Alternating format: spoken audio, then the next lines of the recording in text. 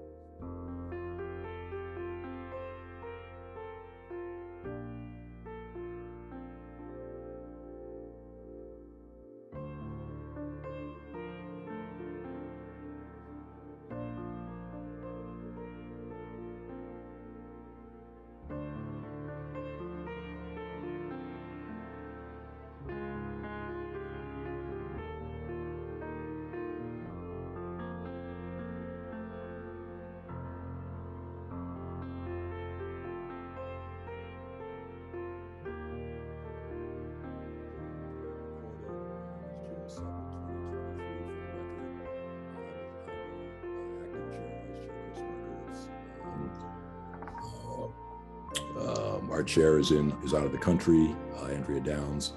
So we go through the list here. I don't see Councillor Oliver yet, I think, no, but we have Councillor Lucas, we have Councillor Maliki from Ward 3. She's also not here. From Ward 4, that's me. Councillor 5, Councillor from Ward 4 is Alicia Bowman, she's here. Councillor Grossman is not here yet. And Councillor Lipoff is here from Ward 8. So we've got 1, 2. Councillor Maliki is here, excuse me. Okay, 1, 2, 3. All right, so we've got a quorum. All right, we've got 4 items tonight. The first is the auto license renewals. And then we've got a discussion item. We've got a new fire apparatus to vote on. And finally, the last item we will hear will be the appeal of the traffic council's decision. So I'm going to go ahead and start with the first item. Let me just read it in here momentarily. My agenda. This is the semi-annual public auto inspections, docket item 150-23, and I believe Sergeant Wade is on with us. That's not Captain Wade, it's Sergeant Wade. It is still Sergeant. Still Sergeant. Okay, well. You have our vote to move up the ladder there. I just want to make sure I didn't say the right thing. Okay, it's all yours. I'd love to go up 2 ranks. I'm sure you will. Take it away, please. All right. So we in the Traffic Bureau inspected 7 companies. All of them passed. We have American Truck and Equipment Sales. They had a Mercedes that passed. That was inspected May 2nd. We have Boston Cool Ride Limo. We have a Cadillac Escalade that passed also May 2nd. We have Dawn's Car Service, it's Toyota Sienna, passed on May 3rd. Ismo's Limo, they had a Cadillac, also passed on May 2nd. The MHS Worldwide, they had a Cadillac Escalade, passed on May 10th. Newton Limo had a Cadillac, passed on May 17th. And OMSI Enterprises had a Cadillac that passed on May 15th. The last one on the list was Mindful Livery that has apparently decided to no longer be in business. But all the ones I mentioned did pass in May, and all the results were sent to Ms. Delaney. And as far as you know, are there any other outstanding claims or tickets or anything against any of these parties? Not that we're aware of, no. Okay. And Ms. Delaney, you checked on taxes and fines and stuff, and that was also clear, I believe, right? Yes, they're all fine. Okay. All right. Does anybody have anything to say on this? Otherwise, I'll take a motion to approve. Motion to approve. Thank you. Councilor Bowman has moved approval. Do we need a roll call or can we just do this on the voice vote, clerk? You can do it on a voice vote. Okay, all in favor, please say aye. Aye. No? Nay? Abstentions? I guess it's unanimous. 6-0. Thank you. We're joined by Council Oliver. Welcome, Counselor Oliver. I guess the time is a little different over in Anthem. Yep, sure is. It's the sun. It's not exactly in the same place. There is. Yeah, it's hard to actually- see through all the smoke over Yeah, here. there actually is a difference. Okay, sorry. Pardon the levity, just having some fun. All right, the next item we're going to take up is item 220, and I want to, I should have before, apologize. I didn't recognize the sergeant, but I should recognize Chief Gentile is here, as is, pardon me for doing this. Assistant Chief Bianchi. Assistant Chief Bianchi, thank you very much. Okay, I apologize for that. So the next item is 220-223, and this was late filed. It came up at the end of last week, I guess. Request an authorization for $300,000 to replace the fire emergency response unit. So Chief or Assistant Chief, take it away. Thank you. Can everybody hear me? Yes. Thank you. So we are asking for $300,000 to replace a 1989 piece of apparatus we refer to as the Emergency Response Unit, or the ERU. The ERU is not a staffed vehicle. It is a vehicle that brings equipment and supplies to major emergencies. Think of these emergencies, everything from fires, technical rescues such as trench rescue or a collapse, and also hazardous materials incidents, which could include large spills. The current ERU is a 1989 Coca-Cola delivery truck. It is past its point where our mechanics feel comfortable that they can keep it on the road. This truck was originally scheduled for replacement in fiscal 21. The pandemic came and we looked at areas where we could help out. We believed we could keep this piece of apparatus on the road for a little longer. We have this, and as a matter of fact, it is scheduled currently to be replaced in fiscal year 26. I believe it's 350. It is in the CIP for now, but we're asking that to be moved up just in the past couple weeks, and you could say a couple months. It has had some major problems that our mechanics, our experts believe that this is going to be continuing to be a problem to keep this safely on the road. It is a critical piece of equipment for us when there is a major emergency, and we feel that this is the right time to replace this. Okay, thank you for that. Can I ask you a first question? So at this point in time, are we actually vulnerable if we had a major incident and we needed to use that piece of apparatus? Is there a chance that we actually, right now tonight, that we could have a failure? No, our mechanics have really worked literally overtime to try to make sure that this piece of equipment is ready to go. So I have the utmost confidence that we're not in any jeopardy right now, and that's kind of why this was pushed forward and added late, because I think it's time that we really need to get the ball rolling to get a replacement for this vehicle. Okay, I say one other question. If we replaced another piece of apparatus recently, did we have another, seems to me we had another truck within the last, say, 6 months or so? Or am I just imagining that? We replaced, we haven't replaced it, but we got the funding to replace engine 7. Yep. Okay. All right. Anybody on the committee have a question on this? What comment, whatever? Where is this truck housed? So the truck's housed at our headquarters, Station 3 on Willow Street. All set, Counselor Bowman? You have anything else?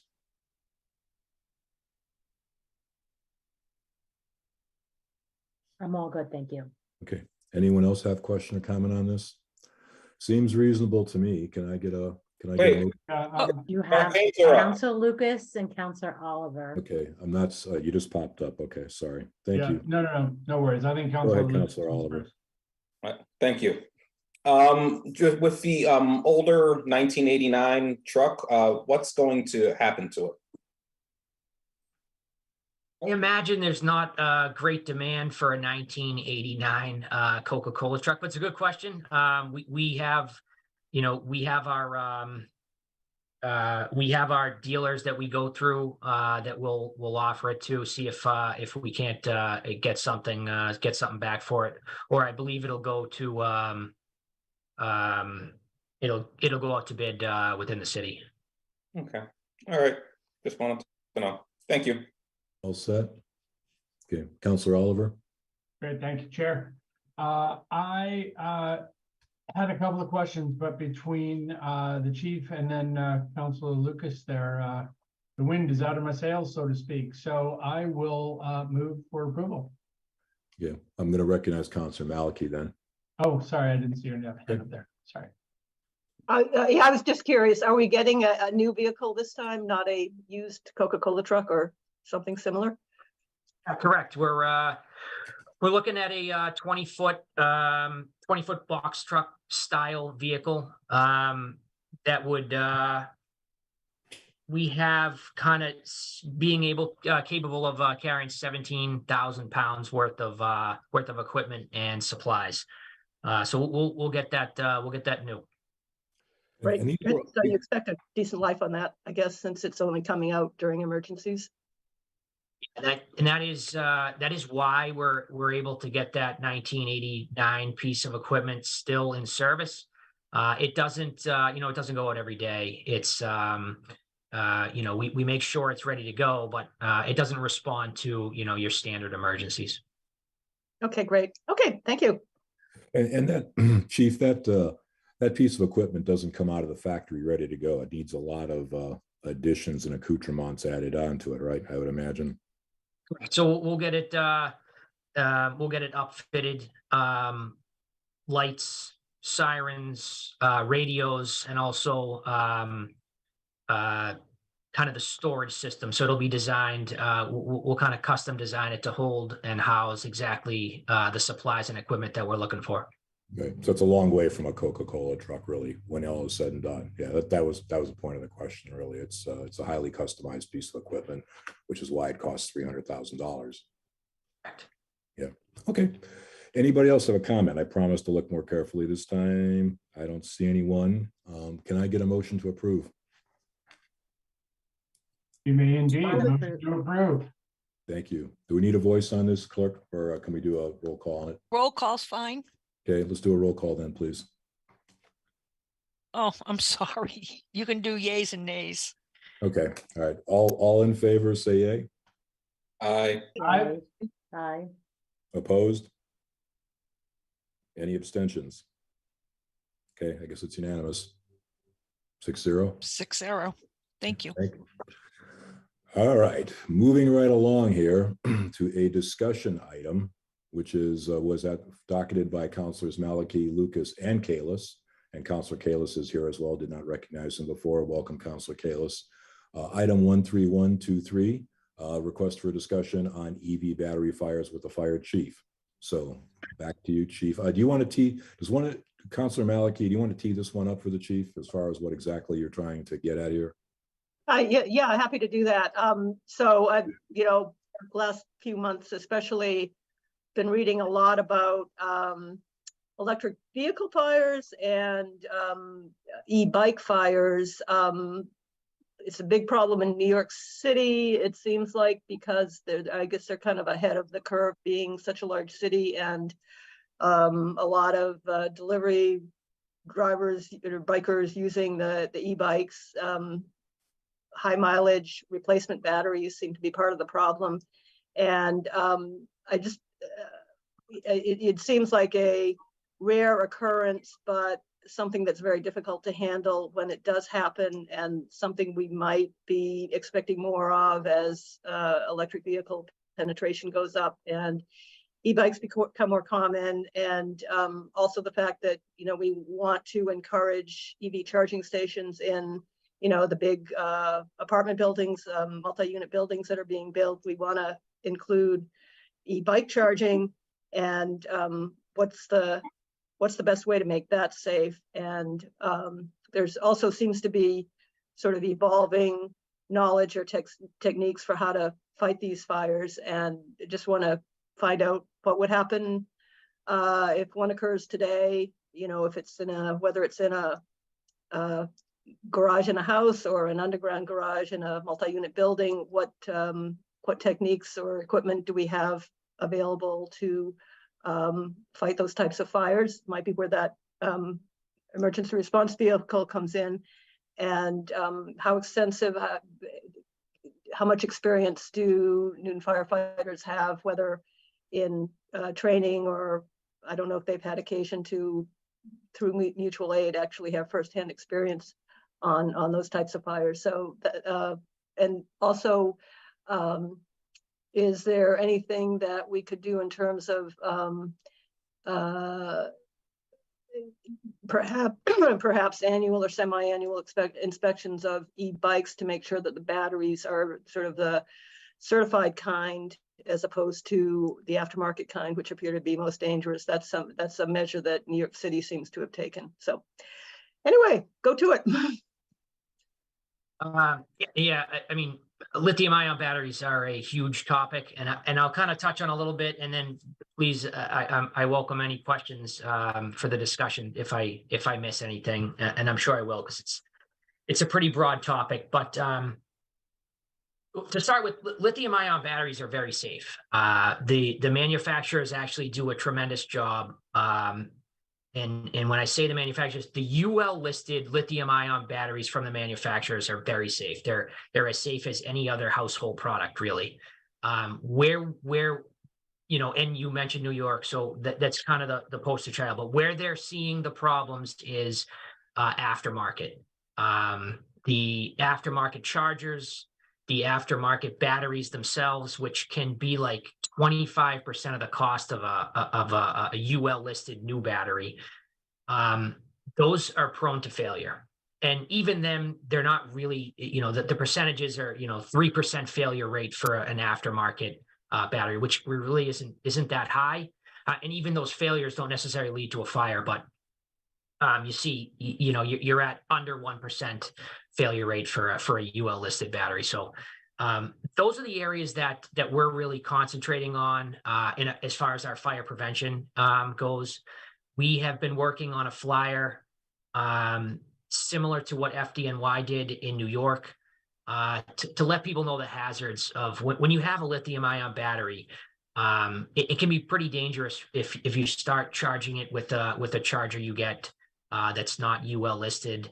And it that flyer kind of walks through some of the safety factors that we find really can be a key contributor of keeping these lithium-ion batteries safe. Talk a little bit about EV electric vehicles. They're using the same technology. It is a lithium-ion battery that they're using.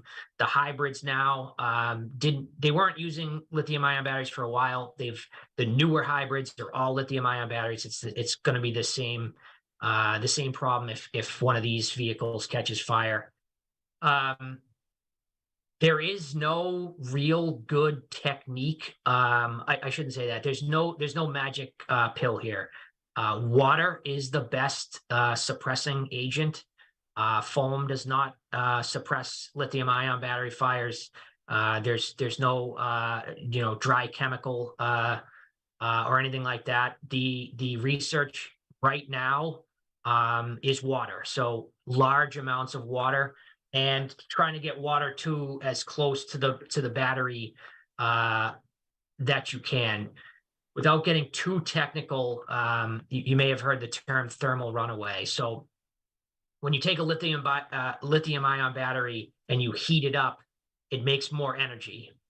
And as it makes more energy, it gets hotter. And as it gets hotter, it makes more energy. So that's the term, what the term thermal runaway means, is that it's making too much energy and it can't dissipate the heat. So it makes more energy, which makes it hotter until it reaches the point of combustion. Well, lithium ion cells to make a battery are all tied together. So if you have a failure in one of those cells and it overheats, what it does is it heats the surrounding cells, and it's kind of what they, just like the term says, it's a runaway effect. So what we try to do, and what we would try to do in a lithium ion fire, is to cool, right? So water is the best way to cool anything. It's one of the reasons why water is still one of the best ways to fight a fire, because of the cooling factor that it has. So what we're trying to do is we're trying to cool that battery to a point where the other cells in the battery are not catching fire. Having said that, look, this is a real concern for us. This is something we've been working on, something we're trying to stay on top of. And when I say we, I really mean the fire service in general. There's a lot of research being done. UL has a whole branch dedicated to fighting lithium ion battery fires, what kind of toxic gases are being produced by these fires, the best ways to prevent the fires. These are all things that the fire service is actively participating in, because we do recognize that it's a hazard. And you're right.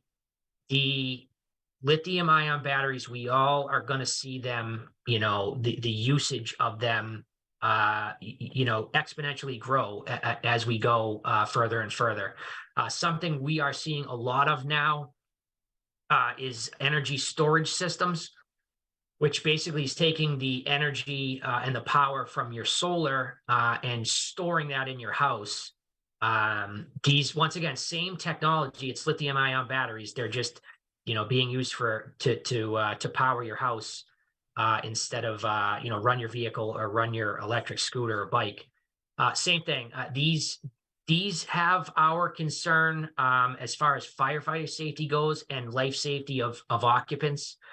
We've been working with ISD pretty extensively to make sure any ESS system that is installed is inspected, and we are notified of them. So at least we have an idea of where they are. Once again, the technology is pretty safe, and especially if they're UL listed and they're inspected and they're installed properly, we do believe it's a safe product. But where we are concerned is if there's a fire for another reason. So you mentioned the charging stations in the garages, and this goes to residential and some of these apartment buildings or commercial settings. If there's a fire unrelated to those, but those become part of the fire, same thing, thermal runaway is going to happen pretty quickly, and it's because of that heating factor. So there's a fire, those cells get heated, they start making more energy than they're supposed to, and then they get too hot, and then they make more they make more energy. So it gets into that thermal runaway, and that's a concern. We don't have a ton of answers, but it's something that we're very aware of. We're trying to stay on top of. And like I said, once again, it's not just the Newton Fire Department. This is a fire service, specifically a U.S. fire service problem that we're all trying to deal with. I know I just kind of was all over the place there. I don't know if anybody has any questions.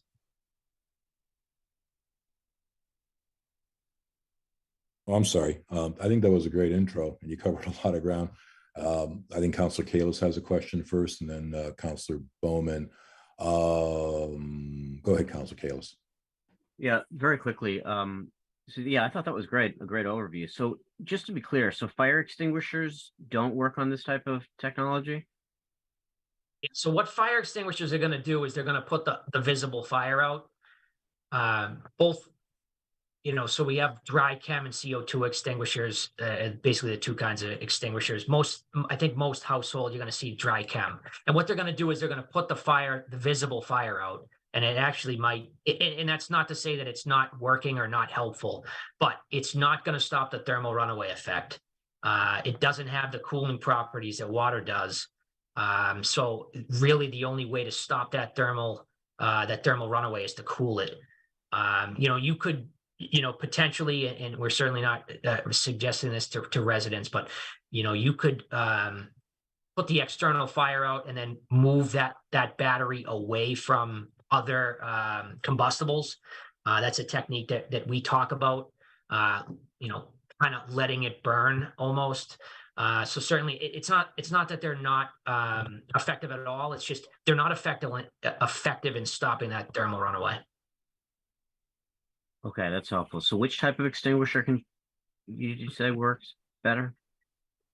So water, and it's unfortunately large amounts of water, which is not going to be available in a fire extinguisher. But the extinguisher you said to try to get the fire out is the chem one. Yeah, dry chem or the CO2. Either one, those are the two most common extinguishers that you see in the household, and they'll put the external fire out, certainly, and potentially at least slow it down enough for us to get there and get some water on it.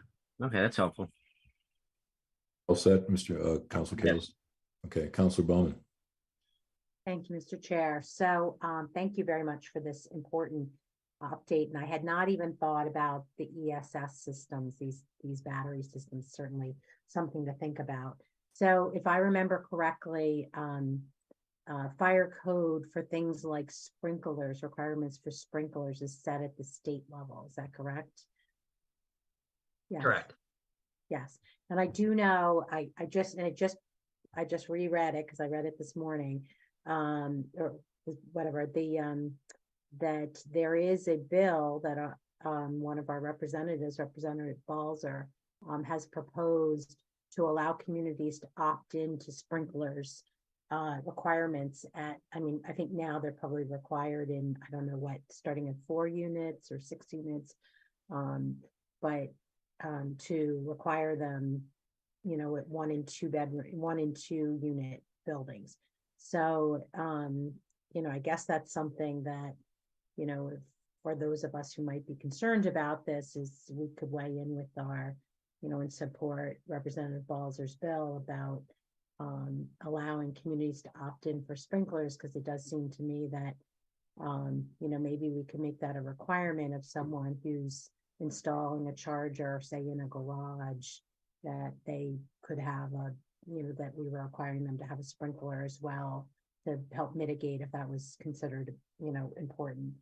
I think in the articles that we saw from Councilor Maliki that some of the considerations in New York are requiring the bike rooms to maybe have cinder block around them. I guess that would be an interesting thing to think about. I think the biggest risk that we probably face with e-bikes right now is really in these lower cost bikes, the bikes people are getting second batteries.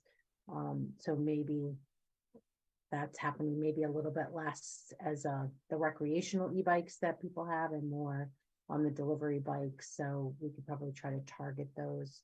I do like the idea of creating the flyer for the e-bikes, and I hope that you would consider sharing that with Bike Newton and other advocates to make sure that they can help get that word out there on how to buy and keep your e-bike and e-scooter safe. And I don't know if there are other standards that we would be able to promote, but I certainly think even if we can't require sprinklers, maybe it could be suggested as people are installing chargers, maybe they do get inspected by the electrical as part of when you install them, right? Because it's major electrical work that's done.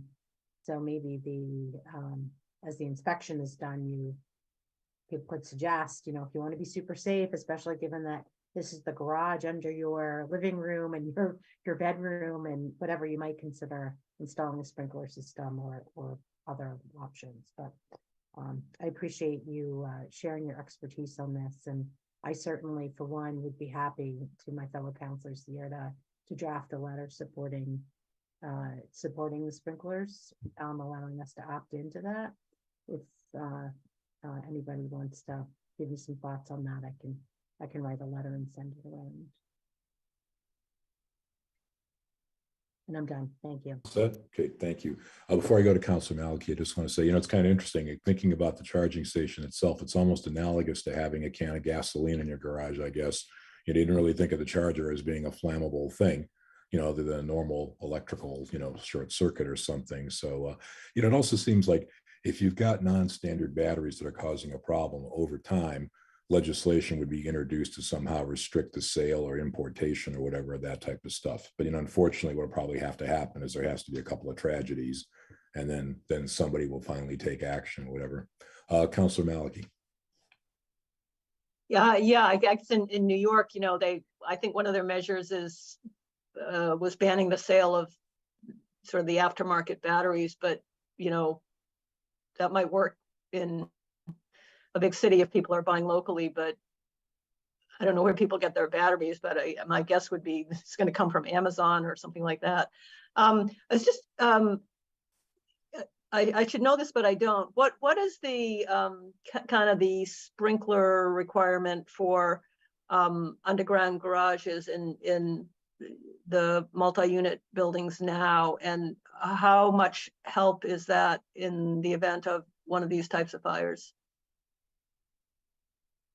So they're all required to have a dry sprinkler system in those underground garages where the temperatures might not be regulated to have a wet system, but they all have dry systems. The challenge is that where the batteries are stored in the electric vehicles, they're really underneath the body of the vehicle. The techniques that we're training on and we're looking at are actually to lift the vehicle up in order to get the water to as close to the seat of the fire as we can, as close to that those lithium ion batteries. Would it be helpful to have a sprinkler system when there's a garage fire with an EV vehicle? Yes, 100%. But make no mistake, an electric vehicle fire in a garage will be quite an event for us and quite a challenge just to try to keep the fire contained to that one vehicle and trying to prevent it from spreading to other vehicles. And then having to do that with the toxic gases that are being produced by the lithium battery itself, not to mention all the other components of a car where we know are carcinogens, but the lithium ion batteries produce just really toxic smoke and chemicals. So that is going to be, I guess it's inevitable everywhere, but that is certainly going to be a huge challenge to fight a fire for an electric vehicle in a garage, with or without sprinklers. So when you say dry sprinkler systems in garages, so that's a system that would put out the chemicals as opposed to water because the garage could be too cold and might freeze. Is that the? So it's just it's a term we use there. It's actually, there's not water in the pipes. It waits for it to be activated and then it adds water. It's a water system. Okay, so the water is not sitting in the pipes, but when it comes out, it's water, not chemicals. Correct. It's still a water system. So the issue with this is it's just coming down on the top of the car and not underneath where the batteries are. And without that cooling property, it's just going to continue to escalate till all the cells are involved with the fire. Are any changes happening or being considered at the state level in terms of fire suppression situations like that? Like, what if you had sprinklers that kind of went up from underneath? Heard of any of any measures to this point. And you mentioned the toxic gases, which I was only recently reading about, and I saw a reference to cadmium being potentially career-ending. When does the department have whether it's breathing equipment or whatever type of equipment would prevent inhalation of gases when firefighters are working on one of these fires? Yeah, we have self-contained breathing apparatus. We're trained pretty regularly on the use of that, and that's to any fire at all, vehicle, even some of these outside fires, certainly any building fires. We're using our SCBA. We know the hazards, both long-term and short-term, of breathing in some of the stuff that catches fire. And is there any firsthand experience in the department of working on these fires? We've Do had any some. training programs or We anything? have had some lithium-ion batteries catch fire. We haven't had any major incidents. We haven't had any electric vehicle fires to date. Which kind of goes to the point, we're seeing more and more, and we still, there's still relatively small events, and that really is, it really does go to the point that as bad as these incidents are, if they do occur, the lithium-ion battery is still a pretty safe piece of equipment. Thank you. All set, Councilor Melky. Thank you. Okay, Councilor Lucas. Thank you, Mr. Chair, and thank you, Chief Gentile, for the presentation. Very robust, and in the backup material, there's a lot of articles. I think everyone has had a chance to read it, but there's some good articles in there about the fires for the batteries that was included. I had a couple of questions to ask you, but Councilor Malachy asked them in my place. So I'm not going to repeat this at all. So thank you again for everything you do to keep Newton safe from fires with prevention and firefighting. And Chair, if you want to entertain a motion for NAN, I will certainly do that. I will take that motion. I'm looking to see if anybody else has anything else to say. Councilor Kalis, you're all set as co-docketer as well. Okay, I'll go ahead and make the motion. So moved. All in favor, say aye, please. Aye. Aye. Aye. Aye. Opposed? Abstentions? Okay, it's unanimous. Chief Gentile, thank you so much for the presentation, and good luck with the new piece of apparatus. And Operations Chief Bianchi, thank you for attending as well. Have a good evening. You're welcome to stay for the final event if you'd like. But Thank you, councilors. Appreciate it. Thanks, gentlemen. Okay, our last item of the evening is an appeal of the Traffic Council decision TC 523, which according to this record was held on March 23rd of this year, docket item 14723. We have been joined by Mr. Kozes and Mr. Prezant, and I believe the appeal petition was from Mr. Friedberg. I'm going to go ahead and ask Mr. Kozes or Mr. Prezant to give us the background on what was heard and what the verdict decision was, and then we'll open it up for Mr. Friedberg to put his case, and then we'll take any other comment relevant to that. But we will be voting on this, whether to accept the appeal or reject it. Mr. Kozes, Mr. Prezant, please go ahead. Thank you very much, and good evening. We do have a presentation that I'm going to try and share right now. Okay.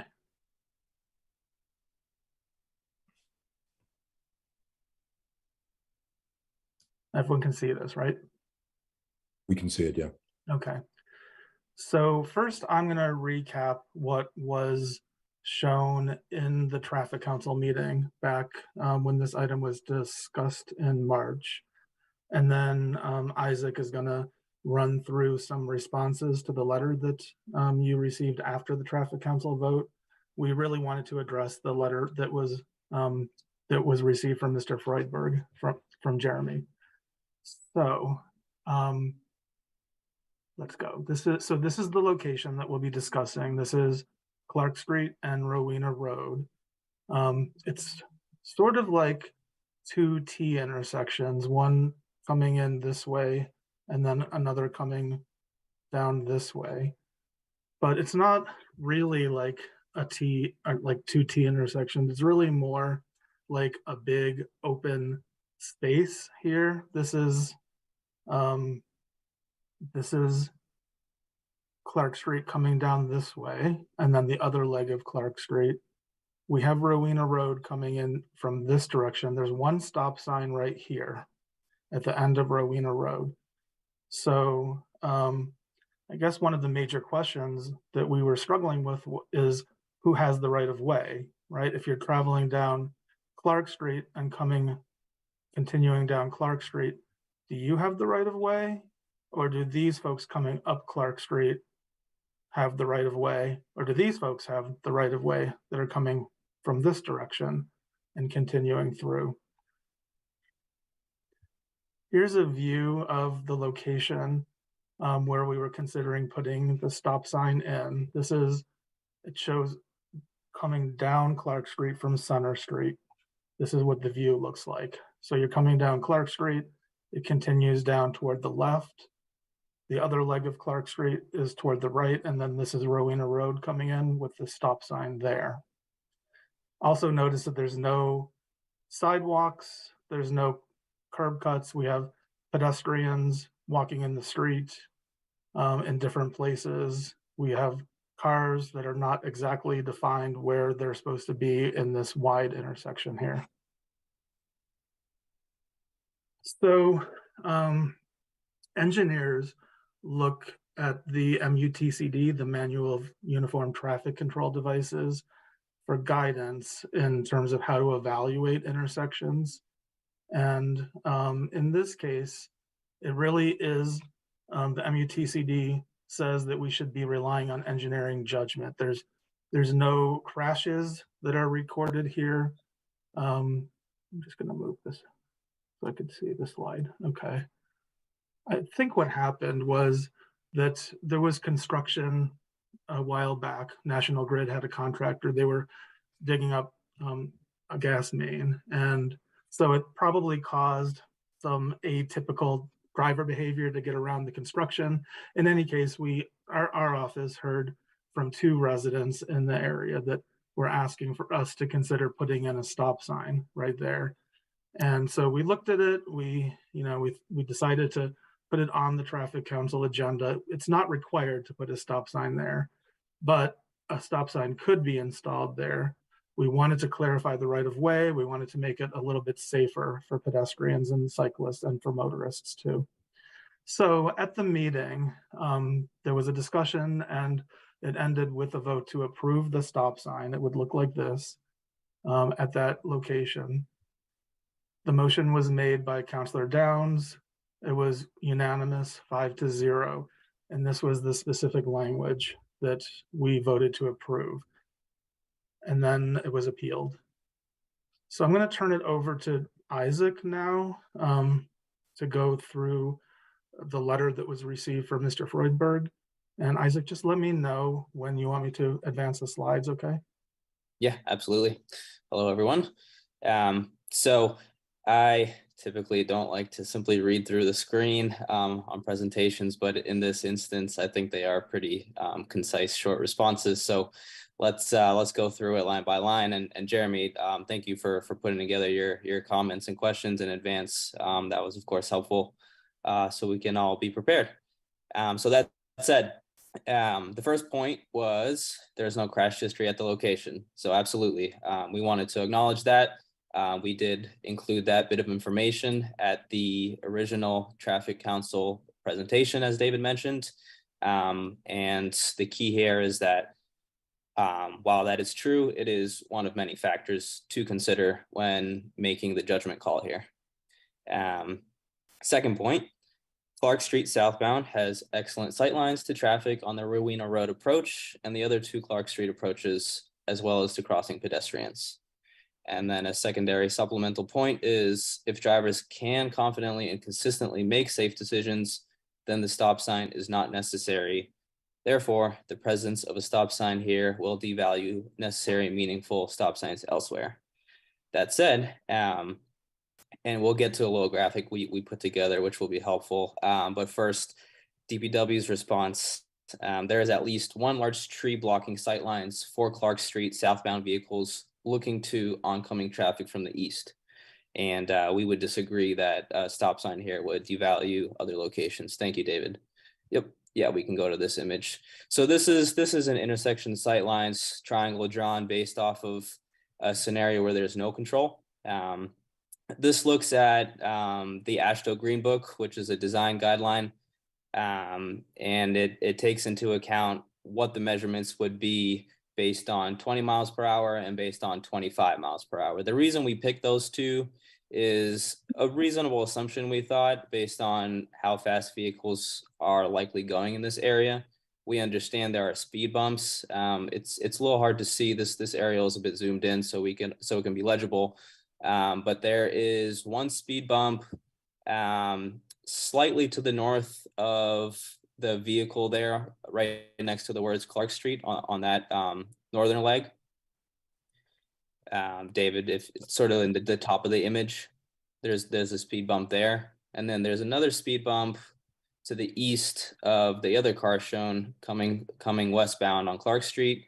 And then there's a speed bump much closer on the western leg of this intersection. So the speed bumps, they have advisory speed set at 15. We anticipate most vehicles to be going about 15 miles per hour over them. And then that said, they are likely to speed up after that speed bump. So they may be going about 20, 25. We wanted to show both instances for consideration. That said, if you look at the line segments of the triangle, they do go essentially through that large tree that I was mentioning in the last point.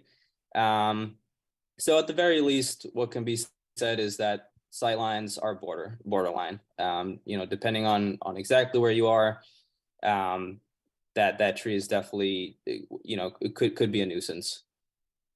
Go ahead, David. So to keep moving through some of the comments, this one's actually a little bit similar to what we were just talking about. Point 3 was notably and uniquely, the 3 uncontrolled approaches at this intersection are all preceded by speed humps. These speed humps are designed for 15, which affords additional time for reactions to other drivers, pedestrians, and bicyclists. So to piggyback off of what I was saying, we pointed out where the speed humps are near this intersection, but again, we anticipate some folks will be accelerating after they pass those speed humps. And then to keep going, this is a unique intersection, which despite its appearance has functioned well for decades. The long crossing distances for pedestrians are arguably a problem, but a stop sign won't change that. If anything, the stop sign creates a false sense of security for pedestrians, given the stop signs, which aren't needed, are less likely to be obeyed and fully understood. And so DPW wanted to respond to that and say, in our judgment, the proposed stop sign will be an incremental positive change to improve safety for pedestrians and bicyclists, and really to vehicles too. So that was something that we acknowledged in the traffic council meeting, and we continue to have that sentiment. David, you can keep going. Another point. Curiously, residents who attended the traffic council meeting and who previously wrote in via 311 suggested yield signs. This suggests that there is no issue with lack of stopping, but just that a reminder of right-of-way rules might contribute some additional comfort. This could potentially be achieved with advisory signs rather than an overkill stop sign, which brings its own problems. So DPW wanted to respond and say, while discussed at the March 2023 traffic council meeting, Traffic Council did not further consider a yield sign at this intersection because the MUTCD disallows the use of both a yield sign and a stop sign at an intersection. An advisory warning sign does not assign right of way at an intersection. An important goal is to provide clarity to all drivers regarding who has the right of way when approaching the intersection. You can keep going, David. And another point from Jeremy.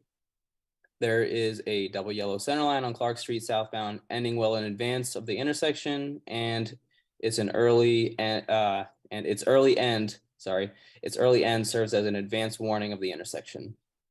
That said, DPW's response, in our judgment, the end of the double yellow center line on the northern leg of Clark Street in advance of the intersection does not provide any information to drivers regarding who has the right of way within the intersection. Another point, Jeremy shared that he's been familiar with this intersection since birth. In nearly all cases, right-of-way rules are respected, and the rare case where they are not, low speeds and good visibility allow negotiation to occur without incident. I support the ideas of reducing crossing distances, improving sightlines from the Rowena approach, and accommodating pedestrian desire lines with ramps, crosswalks, and sidewalks. Perhaps we will get there someday, but the proposed stop sign on its own, and not as a part of a grander reconstruction project, is disconnected from those goals and is a tool of disruption and confusion. DPW's response was, in our judgment, a stop sign is a regulatory device to provide clarity regarding right-of-way and is not a tool of disruption and confusion. As transportation professionals, we look for opportunities to improve safety for all users of the roadway, including those unfamiliar with the intersection. There was a supplemental letter. Thanks everyone for hanging in there as I read through these. When the proposal was originally discussed at Traffic Council, there was no presentation of volume data or sight distance calculations. For a complicated intersection, which this no doubt is useful and indeed required under certain sections of the MUTCD to have such data and calculations to inform decisions regarding intersection control. It is my hope that these will be provided to your committee. And so DPW's response, the relevant sections of the MUTCD make clear that this decision should be based on engineering judgment and provides guidance relative to which factors should be considered when making this decision. In this case, the relevant sections of the MUTCD do not require a formal engineering study. It is noted that the MUTCD recommends or requires engineering studies for other intersection control types, for example, always stops, traffic signals. And in this case, to highlight, only engineering judgment is needed. So, you know, that's really something that we wanted to drill home here. And so that's the last slide. So just to take a step back from all of that, from my point of view, when we came to the council meeting, I'll definitely speak for my intentions. My intentions was to be open-ended, to have an open view of what everyone might think. We want to go through the criteria. Folks might, weigh the criteria differently. That said, a motion was made to approve it, and that's how we ended up here. So I don't want to sit here and say that, we're coming at you with a strong preference, but we do believe from DPW's perspective that a stop sign is a incremental safety measure. That said, fully respect the decision you folks hopefully can make, and happy to answer any questions. Okay, thank you for that presentation. Before I go to Mr. Friedberg to have his, counterpoint to this, I'll recognize that Councilor Grossman has joined us. Welcome. Mr. Friedberg, would you like to speak? Sure. Can you hear me okay? Hear you fine. Yeah. All right. Well, thank you very much for taking the time to hear this appeal, and thank you, Isaac, for going through all of my points and providing responses. I think that'll make it a pretty efficient conversation. Sure. So I'll say at the outset that I'm also a big fan of safety on our roads. I'm definitely an advocate for that. And this is definitely a unique intersection. There is lots of pavement. There's oblique angles and unconventional street naming patterns. So I can understand the temptation to do something to improve it. And I definitely recognize that there are ways to improve it, which I talked about in my letter. That said, it's still a little unclear to me on what problem the stop sign is actually meant to solve. I understand point about right of way, but there are general right of way rules about, you know, the traffic on the left yields to traffic on the right. And again, based on my observations, that has consistently happened, and that's borne out by the lack of any crash history whatsoever. And like, as I mentioned in my letter, you do have low speeds, you do have good visibility. I mean, I do appreciate the calculation. In my experience, you actually can sort of look up the hill on Rowena as you're coming in, which does help. So you don't necessarily have to look through the tree. You can, if you turn your head a bit. I guess it depends how tall your car is, but in general, I do think the visibility is pretty good, and especially for pedestrians, I know that was a concern as well. They're right in front of you. They're not hiding behind something. It's not like a tight corner where they might jump out behind a hedge at the right angle T intersection. And we talked about the speeds. Again, I know the speed humps are set somewhat far back, but again, I think it's a much better situation than you have pretty much anywhere else in Newton, where you have speed humps coming in on most of the approaches, which does help a lot. And I think that explains the lack of crash history and lack of really any problem. I won't get into the whole yield sign debate. I mean, I do think that we could talk about what the MUTCD really says about that. But I don't think we need to get there right now unless there's interest in that. And as far as, I mean, I talked about the double yellow center line, which I do think provides information. Again, it's not a traffic control device, but it does tell you something. It tells you you're approaching something. And then besides that, when you're coming down this Clark Street southbound approach, you see a house across from you, and you're obviously coming into something. It's not like you're coming into just sort of a big open, an undeveloped area where you might just have trees and you might not notice them at night. You have things that will appear in front of you. And like I said, you know, the stop sign, maybe it would help, but it's unnecessary based on the fact that we haven't had any incident. And, you know, if you can see everything in front of you, you might think, okay, I'll just go through the stop sign, and you will get through safely. And to me, that suggests that when you come to a stop sign somewhere else in the city or in the world, you think, okay, this is just like that other stop sign on Clark Street, and it doesn't mean anything. I got through that one safely, so I'll run through that one too. And then you might not end up in a good situation in that case. So again, I think just to summarize, again, I understand the temptation to do something, but let's do the real thing, which is to you know, reconstruct the intersection and add sidewalks, add crosswalks. I do think there is still potential for advisory signs that would clarify the right of way. Again, the right of way is already assigned by just the general right of way rules, and there's been an incident there. So again, I think there's lots of other modest improvements and also more significant improvements that can be made. And the stop sign is just totally disconnected from all of those as it is. So I think that's it for me. I'm happy to answer any questions. If the yield sign debate, if we end up going that direction, I can weigh in on that, but otherwise I think that's it. Thank you again. Before I go to the committee, thank you, Mr. Friedberg. Before we go to the committee, is there anybody from the public who was involved in this petition or hearing or anything that would like to speak now to this? I was looking to see if your hand is up. Greg, Mr. Versme, go ahead. Versme, yeah, Greg is fine. Thank you so much. Thank you, and hello everyone. Hello, Jeremy. So I'm Greg Versme. I live literally at the intersection. The tree that you saw on the diagram that's blocking is on the sidewalk that's on my end. So I see the intersection from where I am. I did raise a ticket a while back to raise awareness about the danger of the intersection. And to me, the danger is not car crashes. The danger is really for pedestrians and people walking by. I made the comments during the last meeting that I've been living here for 2 years. I wasn't born here.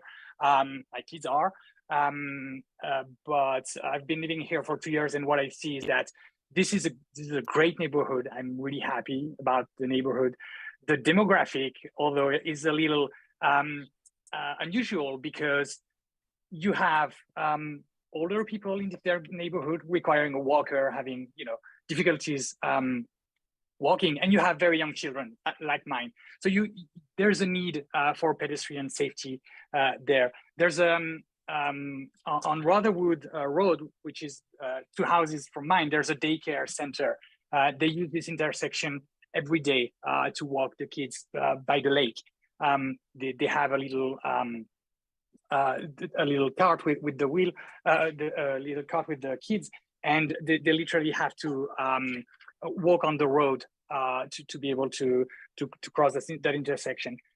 To me, there should be ways for pedestrian to cross safely. I think that cars arriving there, they're used to it. I get it, but they arrive a little fast. They come from Center Street and they cut through here to go to Route 9.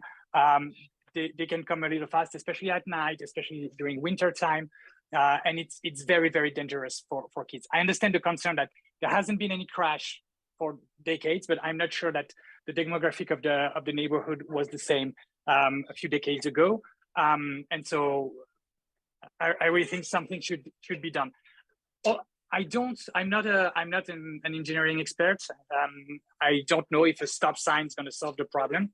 To me, there should, as a member of the community and as a citizen, there should be stop signs, and crosswalk all around, so car stops and pedestrian can safely cross. But I'm not the expert, and I don't know what needs to be done to get that. So the stop sign would be a first step.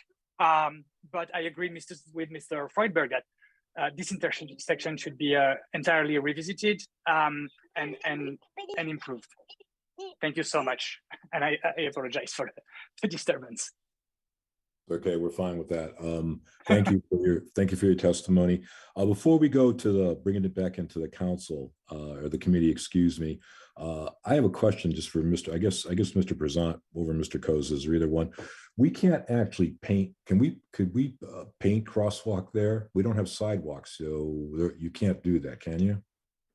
Correct. That's the issue. I think we all agree that we'd love to see a larger reconstruction project here. Where we're at in the city is that unfortunately, we are an old city and we have a number of unsignalized intersections that leave a lot to be desired as far as following the best engineering practices nowadays. So we definitely have this location on our radar, on our list for evaluation. I have to say there are a number of other locations on there as well. And so with all of that, there's fierce competition for funding. So there's nothing in process right now at this intersection. And again, I think there's a decision to be made as far as if the stop sign's a small incremental step. But again, of course, maybe not the home run solution. I think that's a good answer to it. As we all know, the amount of money available, this is really for Mr. Versme, because I think for the rest of the people here understand this very well. There's a limited amount of funds set aside for traffic calming and those types of improvements. It's much more than it was historically, but given the size of the city and the number of challenges we have, the likelihood of something like this getting, to redo. I actually went out there and looked at it, as I know several other people on the committee did. That would be a big, you're talking a big undertaking here, hundreds of thousands of dollars to change that geometry. So this might be the best solution. Before I go to Councilor Bowman. Can I just? Go ahead. No, I just wanted to add, because you mentioned the sidewalk, that actually the sidewalks are missing just around my house and I don't know the history behind that. And that's something I've raised, like 2 years ago since I joined. So I don't know if it's going to be installed, where it could be installed.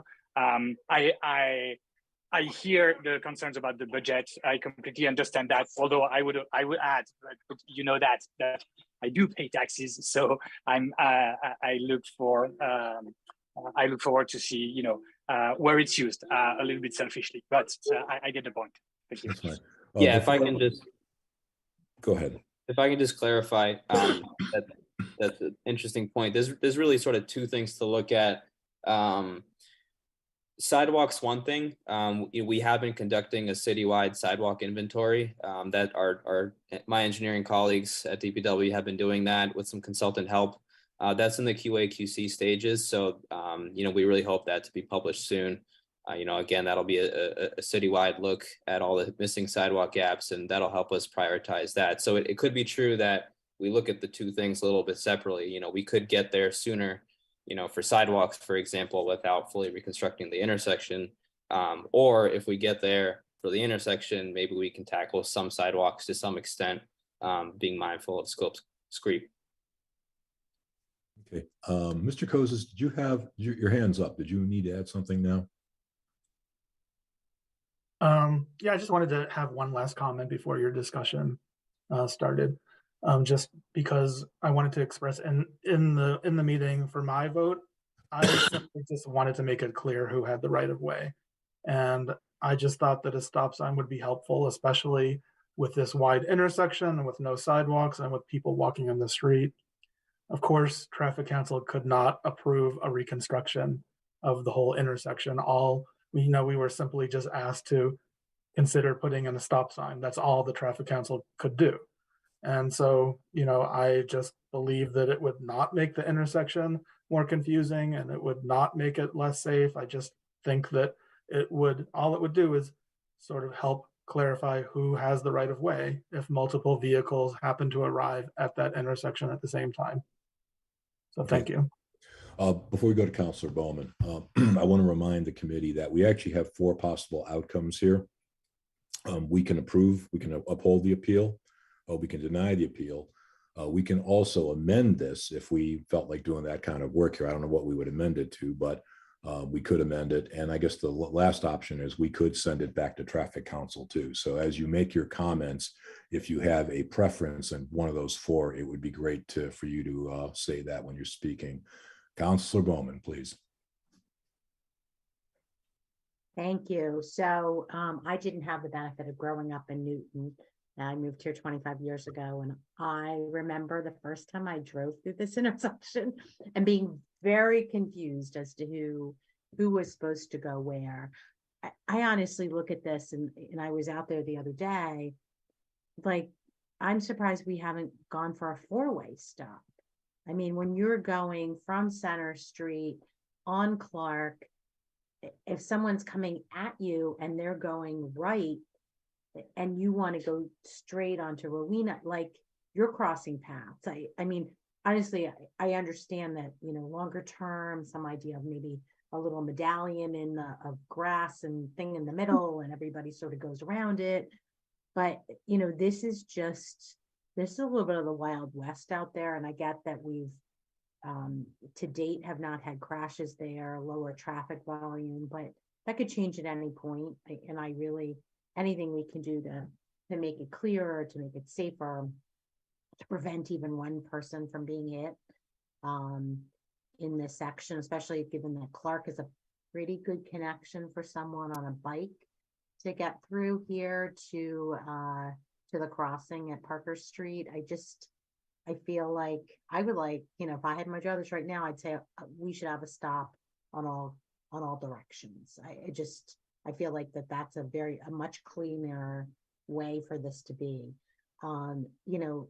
Slightly longer term, but I don't think super high cost, is I do question the need for the 2-way direction on Clark. If you could put back up the map, I would appreciate that, so I could just better explain my point.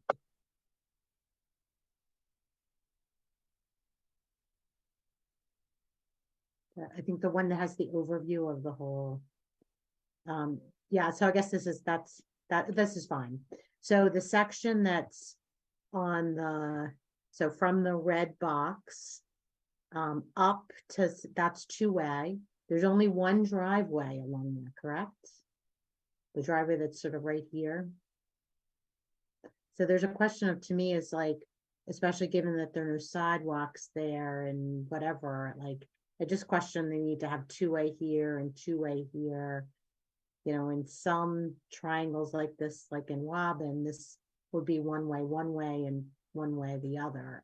I just, that's longer term, so maybe too complicated for this, but in the meantime, I think the visibility running from Clark going south from Center this direction isn't so clear.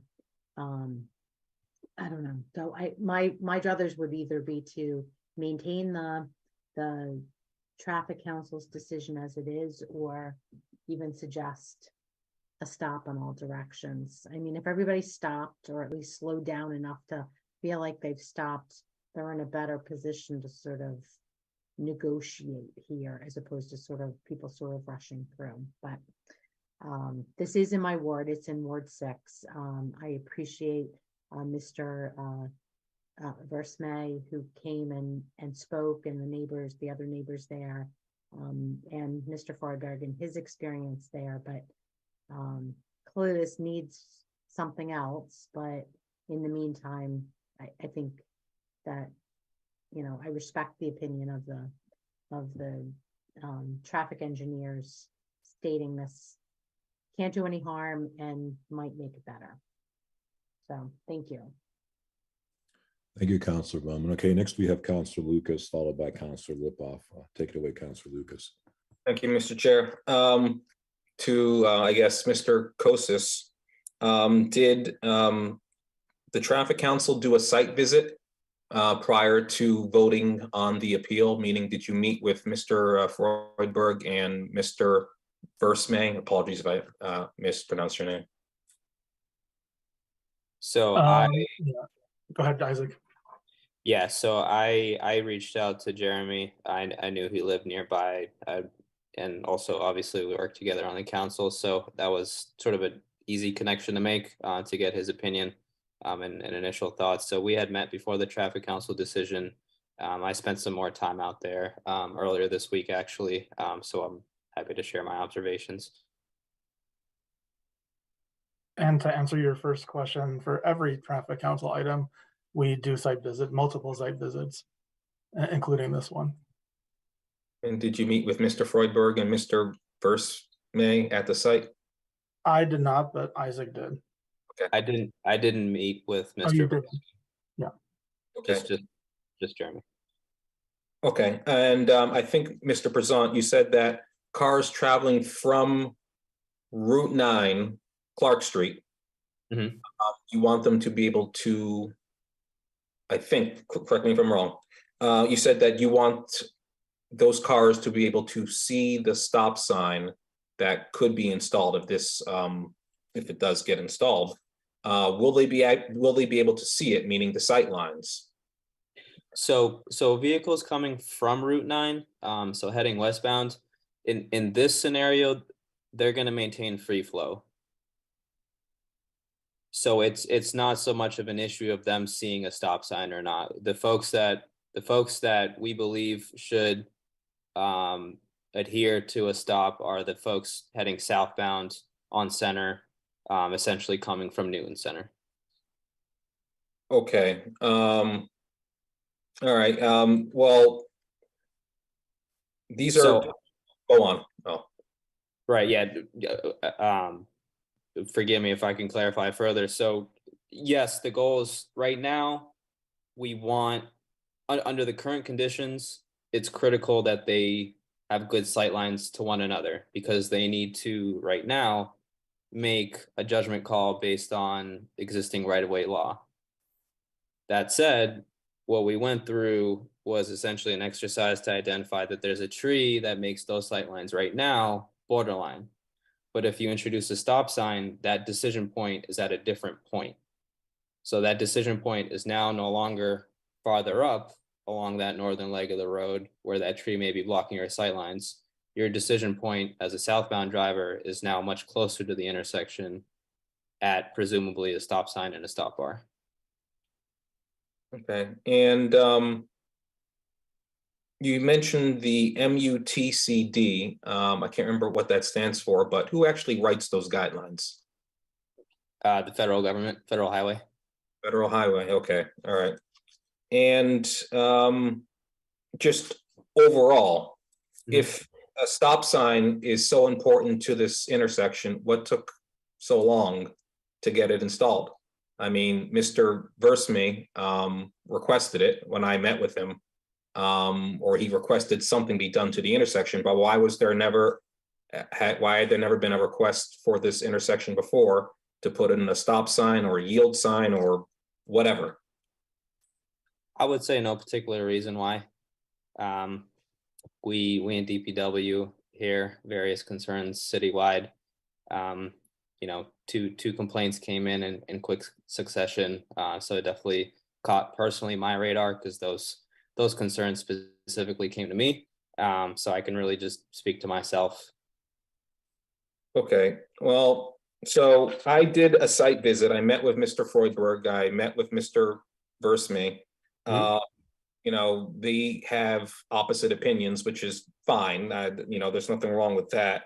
But Right. one thing, when I did a site visit, I did see multiple cars approach the intersection at the same. All pretty much stopped because, you know, it's a awkward intersection, and they stopped or they slowed down. So I don't see how me personally, I don't see how a stop sign improves the intersection, considering that there has never, according to, I believe what I heard, there's never been a crash here before. So, you know, that's where I'm at right now. And going back to what the chair said, I think overall this intersection should be improved large scale, not a small scale, just by putting a stop sign here. I don't know what how that's going to improve public safety for cars and pedestrians and for bikes. So, I mean, I would like to see a larger scale traffic calming intersection, get rid of some of that pavement. I don't know how you would go about expanding the sidewalks or installing sidewalks, but I would be in favor of that or upholding the appeal. So I will leave it at that, and back to you, Chair. Okay, next we have Councilor Lipoff. So you're saying you're leaning deny the appeal? No, uphold. Okay, sorry, thank you. All right, Councilor Lipoff, thank you. Okay, thank you. You know, I would love to see the whole thing redesigned too, Councilor Lucas, but it's not going to happen for a long time because of the cost and because of all the other projects that are in front of it. Little known fact, I lived on Rowena Road.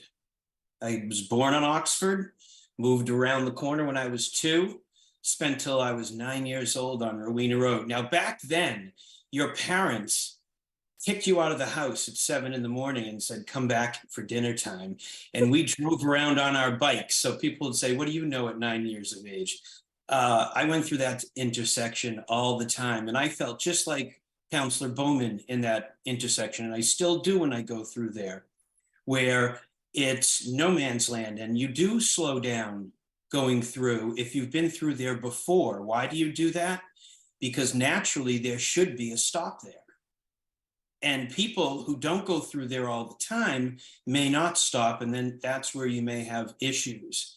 Now, there haven't been a lot of crashes there, but I do agree with Mr. Versme about this. I think that there should be a stop sign. It's really funny. People fight to get stop signs that our traffic engineers say, I'm sorry, doesn't meet the warrants.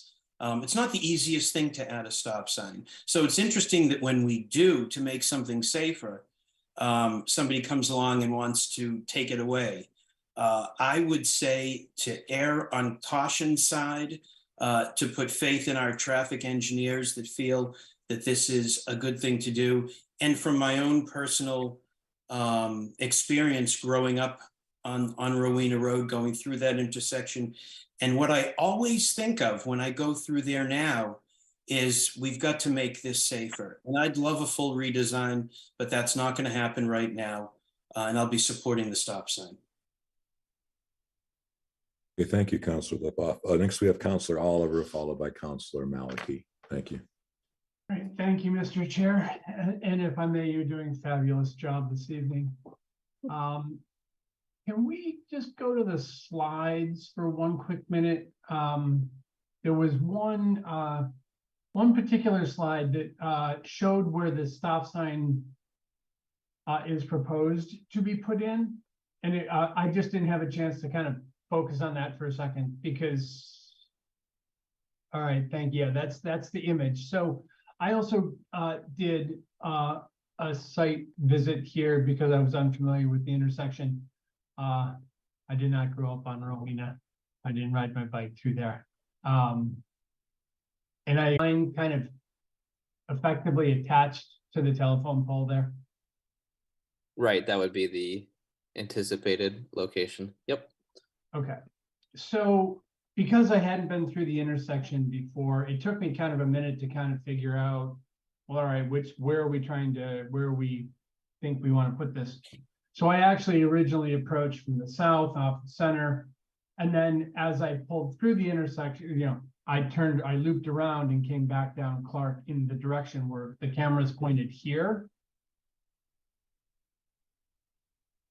One of the comments I want to make is I think that's too far forward, in my opinion, for the location of the sign. If we agree that there's a sign, I think it should be further up towards where the camera is. And the reason I say that is because, I believe it's Rowena, right, entering from the left here in the photo. When you're you're basically, looking 90 degrees-ish towards Rowena. And it seems to me that you're losing all of your sight lines there. I'd like to see that, and I think you can kind of see it there, where the curb kind of ends there would be much closer to that. It to me makes a heck of a lot more sense. But that's just one comment that I had here. And I agree with most of the comments I've heard on both sides of this conversation. Yes, there have been no accidents there. So cars are, or drivers are, and pedestrians are either because they're familiar with the intersection and they have a heightened kind of, oh, hey, I got to pay attention here because there's a lot of streets coming together, or it's just a natural reaction to come into an intersection like this. And as a driver, I was thinking to myself, yeah, okay, I've got, what do we have here? Like 2 different streets, 3 streets at different angles. I have to pay attention. I was already on the brakes just naturally. So I think that those factors work in our favor and have been working in our favor in this intersection. I have a similar intersection, probably just 2 blocks from my house here. And my general observation there is drivers and pedestrians are paying attention, right or wrong. I would think that would be a good thing. So it does seem to me that this might be a bit much at this point. I love the idea because of kind of really redesigning the geometry here, because walking as a pedestrian from basically where that telephone pole is diagonally to that to where Rowena and Clark kind of come together on the left again. That's that's definitely no man's land. I would agree with that. But if we could create something that kind of, the 2 crosswalk there, we'll worry about that some other time. It just seems to me that this might be kind of a suspenders and a belt kind of a solution here. But in either event, Chair, I'd be in favor of amending the traffic council's kind of item to pull that stop sign, like I said, whatever that is, that 20-ish feet back towards where the camera is. Back towards Center Street. Back towards Center Street. Yes, sir, that would do it. Yep, that's correct. Thank you. That's all I had. I appreciate it. I have to And pause. thank you for pulling up the slide. I have to pause there and ask Mr. Prezant or Mr. Coase, is that Councilor Oliver's question, is that possible? I mean, can you do that? Put the stop sign 20 feet or 30 feet or whatever it is before before where it is right now? Is there any technical reason that can't happen?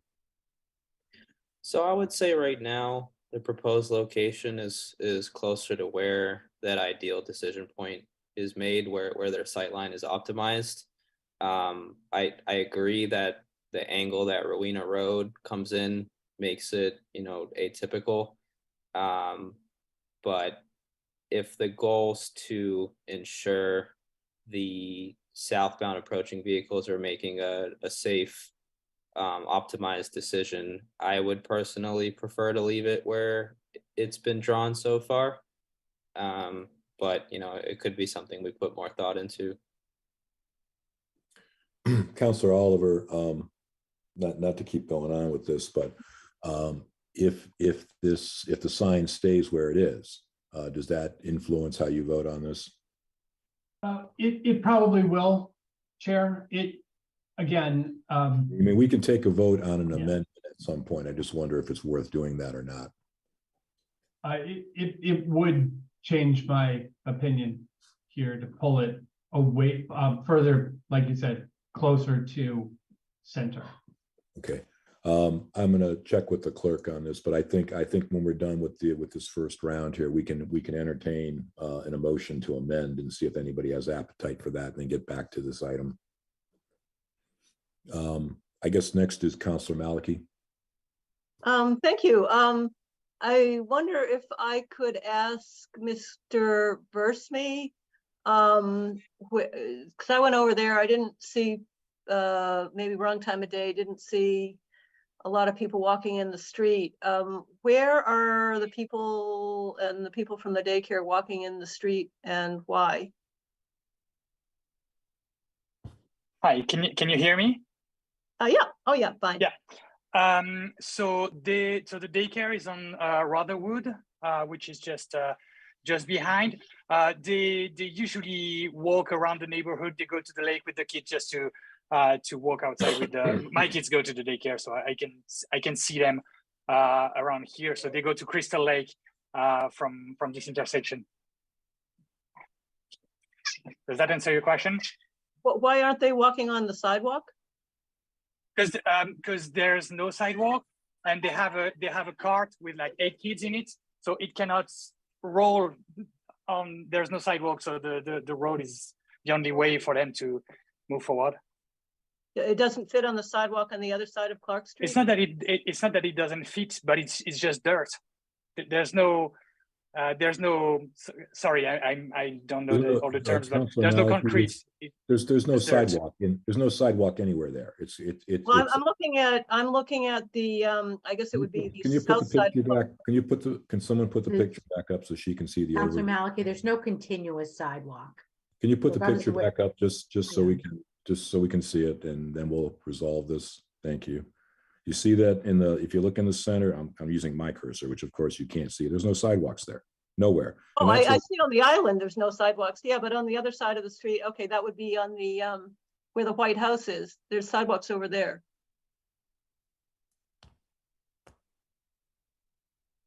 What do you mean on the other side? Yeah, but like where that white house with a yeah, but the daycare, because we're talking about the daycare, they're on the left. So to reach out that sidewalk, they have to cross diagonally this intersection, which is very dangerous with like 10 kids less than 3 years old. As opposed to crossing, I guess it's Rowena. Well, I don't know, the different teachers do different things, but they do whatever they can to go across this. I don't work at the daycare, so I can't speak for them. And same for me, with the kids with the stroller, I wouldn't say there's one path that we use that's safer to cross. We do whatever's best depending on the time of the day, the traffic, if there's light or not outside. As someone said, it's the Wild West, so there's really no rule. Okay, it seems like when there haven't been any vehicle collisions in recorded history, and it seems the drivers naturally slow down because of the speed bumps and because they realize they're coming into a multi-directional intersection. It sounds like we'd be putting in a stop sign so it's safer for people to walk on the street. That seems odd. Again, on my end, I did not request a specific stop sign at this specific intersection. I just want the intersection to be improved for pedestrian. That's it. The engineering team said that this would be the first step or whatnot. Then Yeah, that's what was decided. if I may to answer that, I think if driver expectations and compliance are improved, pedestrian safety is improved, because pedestrians right now, especially without pedestrian facilities, are looking to understand what the vehicles are doing at the intersection. If they can, better anticipate what a vehicle may do, especially a vehicle coming southbound on Clark Street, that will help them make a decision as far as how to proceed through the area. Councilor Maliki, I want you to continue here, but I think what you're hearing is that this is the best that can be done under the circumstances. You can't stripe crosswalks. You're not going to have sidewalks, and you're not going to reconfigure the geometry of the intersection. So what's being proposed here is really, I think, a modest improvement in safety, which the Traffic Council felt was a modest improvement in safety and better what you had today. I think that's what your options are. You want to mull that over, and I'll go to Councilor Grossman. Sure. Okay. Councilor Grossman, please. Thank you. And I want to hear from Mr. Freudberg again. First of all, as you all know, it is one of my great frustrations in this role that we have these items come before us that clearly are in need of resources and redesign, and it happens all over the city, and we have absolutely zero tools at our disposal to do so. It feels so deeply unsatisfying. And Mr. Versmay, I really felt what you were saying. And I really wish that we in this council were in a position to do more for you. And it's a great sadness for me that we are not. So to me, a stop sign feels wholly insufficient. That said, I don't see a reason not to do it. If it can even incrementally help the safety, I just don't see the reason to say no to it. And of course, like others have voiced, I would love to see the resources and attention to being able to add sidewalks and crosswalks and all the other things that we all know make living in this kind of a situation safer for everybody. Thanks. Thank you, Councilor Grossman. Okay, Mr. Freudberg, go ahead, please. Thank you. So I have a couple of things I wanted to respond to a lot of what I heard, but first I wanted to respond to one thing that Isaac just said, which is that a stop sign will help you sort of predict what cars are going to do. That is a very dangerous concept. I would never walk in front of a street assuming that the car is going to stop at the stop sign. You would want to wait for it to stop. And that kind of goes to the point that this is a very low volume intersection right now. I mean, I don't have the count. I don't know if Isaac does, but if the car is coming and you want to cross, you wait for the car to go away and then you can cross. And if another car comes while you're crossing, they can see you because it's a wide open intersection and they're coming over a speed bump and they can react to you. So that was one point. As far as going back to visibility, again, I think this approach is pretty good. If anything, the approach that's kind of has a blocked view is coming from my house, sort of in the back of this photo. So I'm not sure why that wasn't considered, but again, I don't think anything needed to be considered because there's no issue that has really been identified. And this conversation does sort of remind me of a conversation that happened at a recent Traffic Council meeting about Ward at Waverly, talking about removing essentially right turn on red after stop and turning that into no turn on red. And a lot of the comments there were sort of similar to the comments I'm making tonight, which is that it's sort of a solution that's disconnected from any actual problem. And you know, if the things have functioned well, they can continue to function well. And you know, the cautious approach is actually to leave things as they are, rather to sort of interrupt what's sort of actually a very delicate system. And I guess one final point, if you have two approaches with a stop sign, and let's say you have two cars coming from, you know, from Rowena and then from this new, from this approach with the new stop sign, then you've added a lot more decisions that need to be made, sort of a more complex decision tree. You have to decide, you know, who goes first. Okay, fine. Normally it'd be the person who got there first, but then because there's all sorts of different movements, it might not be clear for one person. So then one person goes ahead, and they might not know that they should be going ahead. And it just makes it much more complex. I mean, the way it operates now is if you can see what you're doing, and if it's clear, you go, and then that's it. So you've actually reduced conflict. So again, I'm not quite sure what the stop sign is meant to do. I think it does make it actually more confusing. And again, for the pedestrian experience, which I completely want to support the pedestrian experience. I'm a pedestrian. I think we should be encouraging pedestrians and the way you do that is by making, you know, the built environment safer. Again, they can be seen. Like I said, if there's a car coming, you wait for it to get out. You wait for it to not be there, and you know, that's kind of the way it works.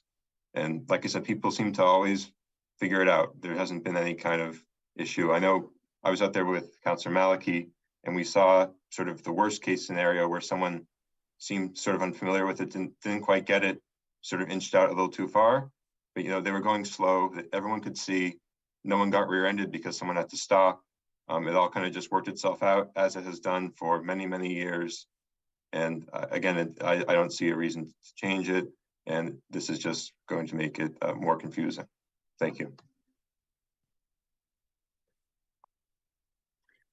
I just wanted to respond to just something just to clarify an interpretation. So right now, we understand, unfortunately, without pedestrian crossing facilities, pedestrians can be found at times within the intersection crossing the street. If you are already in the intersection, your chances of proceeding safely through it are improved if a vehicle has to follow and adhere to a regulatory stop sign versus no control at all. I just want to clarify that that's the point I was making.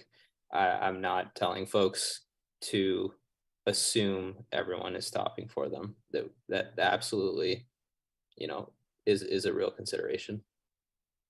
Okay, thank you, Mr. Prezant. Before I go back to Councillor Bowman, I did ask Councillor Maliki to pause, so I want to come back to you first. Councillor Maliki, did you have anything more to add, or are you all set? You need to unmute. Trying to look at different approaches from Google Street View. Where is the pedestrian walking happening exactly? It really could be at any point within the street. So right now, without a clearly defined pedestrian crossing, and from what my observations are, you know, pedestrians can essentially be anywhere within the intersection. Are there any other opportunities to do a crosswalk where there are sidewalks? I'm looking at the, guess it would be the northbound Clark Street coming from Route 9. Could that be a crosswalk? So I don't see where there are connecting sidewalks and also accessible ramps. Yeah, there aren't the ramps existing because there's no crosswalk there now, but there seem to be sidewalks. Maybe I'm wrong. No, actually, I'm looking at Rowena there. Let me get back to. This item is not about putting sidewalks in, or can we stick to the sign, please? Yeah. Can I Can I make a suggestion? You know, I'm as going to the ask board in a second counselor? here, if we want to continue this discussion, I really don't want to do this, but I'm going to ask this committee if they want to send this back, okay? Because we can't, I don't think we can re-engineer this thing. I'd like to just to, let me do something here. Can I get a soft show of hands here just from the committee? Who wants to vote this out tonight, or who thinks it needs it? We shouldn't vote it, just to satisfy that. Does anybody? I would like to vote it out. Okay, Yeah, hold vote on. it out. I asked, just, no, give me soft hands, please. Just raise your little virtual hand. Oh, you got your other one up. Okay. I got 1, 2, 3, 4, 5. Okay, we are going to vote it out tonight. Go ahead, Counselor Bowman. Yes, thank you. So as the ward counselor here, I will just say that I think I think Councilor Maliki makes a good point, is if we could look to see if there are opportunities to put in a crosswalk somewhere in this particular intersection. That's something I'm happy to research. It probably would need to be funded. Maybe we could approach the Commission on Disability to see if they would be interested in this coming up year to consider putting a crossing here. In the meantime, I feel like that there are two choices here. One is to deny the appeal and uphold the stop sign. And the second, I think this was on the table, was to suggest something different, is, and maybe this would require I guess I would really like to see, I would like to do that. And then I would like to come back and talk to DPW further to see if they would consider, if they had considered an option of putting 4 stop signs in here, making it an all-way stop. And I'll tell you that is that I've had a lot of experience in other communities, one of which, you know, I'm getting to spend more and more time back in Pittsburgh, where I went to graduate school. Almost every intersection they have, now granted, it's a little more of a grid, but almost every intersection is a 4-way stop. And it works really well in that you have to slow down, you know, you have to stop it at intersections, and then people figure out who goes first and second, and then they go forward. In here, there just seems to be the blind spots. We want to make it safer for people to cross. You know, I just question whether or not, given the sight lines from the different directions, whether a 4-way stop would make sense. I will say, even if we were just dividing money equally, and this is a, you know, comment for Mr. Versmay and others, we have 3 very important projects that need to get done pedestrian safety wise in Ward 6. One is, of course, the Newton Highlands reconstruction. Second is Beacon and Walnut, where we have many cars, we have many bicyclists, we have many pedestrians, and it's not ADA compliant in any regards. And then we have Beacon, Langley, and Sumner, which is also many cars right in the heart of Newton Center, adjacent to a T-stop, you know, thousands of pedestrians crossing there, and that is not ADA compliant as well, and not safe. It feels very unsafe to cross. So we have projects like that. It's hard to think about dedicating the kind of money that might be necessary here to do a full reconstruction. So I really would like us to consider what the options are to do something that's less expensive. So what I'm hoping that my colleagues will consider tonight is to consider denying the appeal.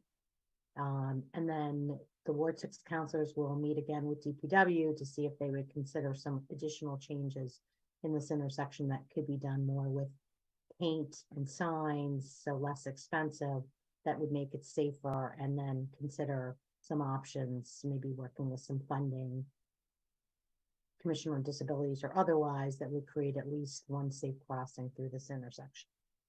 And I will just lastly, not to just disagree with Mr. Freuberg, but Ward in Waverly is an intersection where we have a crossing guard. I have been at that intersection and seen cars continue to turn right from Ward onto Ward while she has her stop sign up in the middle of the intersection and kids are trying to cross the intersection. So, Okay. you know, that is an intersection I would very much like to see be Okay. a four-way stop. So I All don't, right. so I understand. I'm just saying like Okay. there are lots I of want to get things through a here. couple of procedural things here. So thank you for your comment. I actually think I tend to agree with what you're saying. I don't know that one is enough here. I think it needs more than that, which makes this difficult. I have one procedural thing I want to dispose of. Councilor Oliver did bring up the amendment to put the stop sign, closer to Center Street. Can I just get a show of hands, a straw vote to see if anybody's interested in pursuing that amendment? Scroll through here. I don't see anybody, including Councilor Oliver. Okay, anybody else? That's it. Okay, so I'm going to let that one go then, Councilor Oliver. Are we ready to vote on this? I think we are. I think what we've got here is you can either, if you uphold the traffic, I want to make sure I get the wording right here. We have an appeal in front of us. So we can deny the appeal, which means the stop sign stays where it is, or as proposed, that single stop sign. Or we can uphold the appeal. Right? Yeah, we deny the appeal, stop sign stays. We uphold the appeal, stop sign goes away. I think in either case, I would like to take Councilor Bowman's up on, because I know she'll do it, and actually chase this down, because clearly this needs something really, to me at least, this needs something other than this. The stop signs probably helps a little bit. It's not much. I'd go along with that, but in reality, we need, as we do in a lot of other parts of the city where we're not going to get big money to fix things, but we've got these types of issues. We need to sort of have some of the ward counselors just work on this and say, what can we do? Paint or, other pylons, whatever, other things that we've done, which again, they're not great, but I guess they're better than nothing. So unless anyone has anything else to say, I'm going to ask for a vote on this. Last chance to say something else. Julia, I think it's I'll try to be short. As the ward in which we have cars actually going off the road into people's front yards, I find it weird to be spending so much time on an intersection with no accident history, crash history, pardon me. But one more thought here. If we put in this additional stop sign, we've got the stop sign here, we've got the stop sign at Rowena. So we've basically given a free flow to Clark between Center and Route 9. Given apparently that pedestrians could be walking any which way, it just seems like we might be making it safer to walk across this segment of Clark, but less safe to walk across the other segment of Clark. So, and the fact that, as I mentioned, we seem to be making it safer for people to walk in the street instead of on the sidewalk across the street. So I'm going to be a no on, or I'm going to be whichever way, upholding the appeal. Thank you. Okay. Anyone else? Mr. Friedberg, I will give you 1 minute. Okay.